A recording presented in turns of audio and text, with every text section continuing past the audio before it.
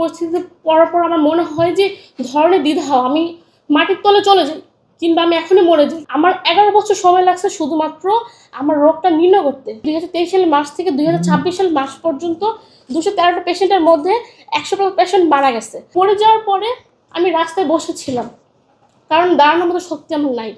আমাকে আলুর বস্তার মতো করে দাঁড়া করাইছে। আমার সম্পূর্ণ কাপড় চোপড় ময়লা কাপড় নিয়ে বসে আছে এখানে।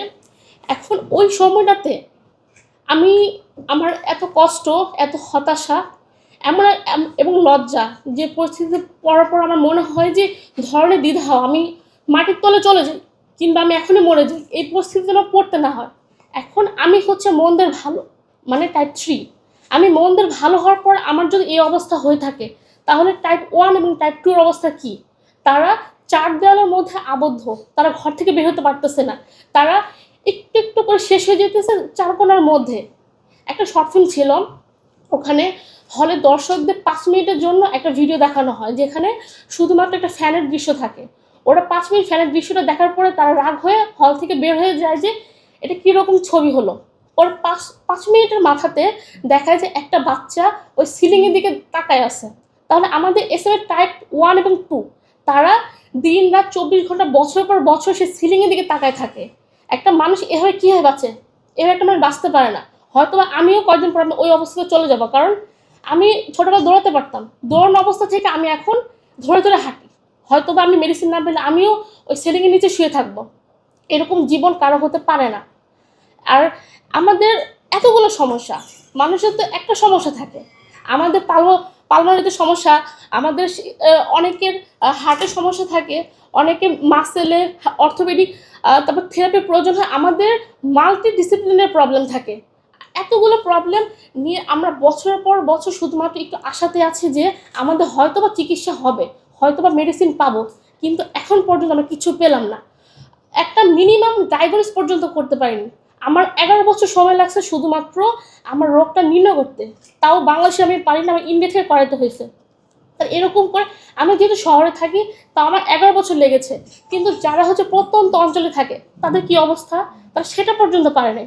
তাহলে প্রতি 10,000 শিশুর মধ্যে যদি একটা শিশু এসএমএ পেশেন্ট হয়, তাহলে বর্তমান 20 কোটির মধ্যে 20,000 পেশেন্ট এসএমএ হবে।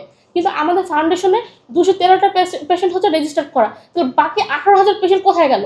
আমরা পেশেন্ট পাচ্ছি না কেন? কারণ আমাদের ডায়াগনোসিস নাই। তাহলে আমাদের ডায়াগনোসিসের প্রয়োজন, আমাদের মাল্টিডিসিপ্লিনারি ক্লিনিকের প্রয়োজন, আমাদের আইসিইউ প্রয়োজন। কারণ আমাদের প্রতি বছর আইসিইউ না পাওয়ার জন্য মারা যাচ্ছে।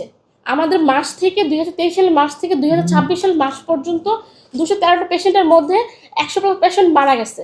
আর বর্তমানে 100টা পেশেন্ট আছে যারা হচ্ছে মৃত্যুর জন্য অপেক্ষা করতেছে, কারণ ট্রিটমেন্ট নাই।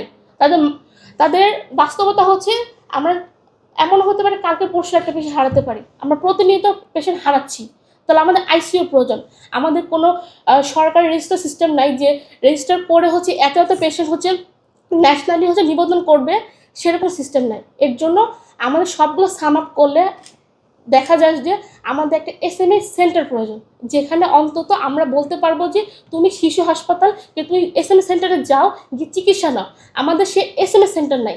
এখন আমি একজন পেশেন্ট, অভিভাবক এবং এক্সিকিউটিভ হিসেবে চাচ্ছি আমাদের একটা এসএমএ সেন্টার, যেটা শিশু হাসপাতাল হোক, সরকারের প্রয়োজন অনুযায়ী কিংবা সুযোগ যেখানে পারুক, কিন্তু সেন্টার করুক, যেন আমরা যেন দিশেহারা না হয়।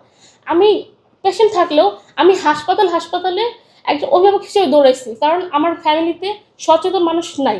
আমাকে সবগুলো হাসপাতাল দৌড়ানো লাগছে। আমাকে এমনকি মেডিকেল বোর্ড আমি নিজে বসানোর পর আমার রোগটা নির্ণয় হয়েছে। তা আমি সবাইকে তো মেডিকেল বোর্ড বসাতে পারবে না। এই জন্য আমাদের ডায়াগনোসিস খুবই গুরুত্বপূর্ণ।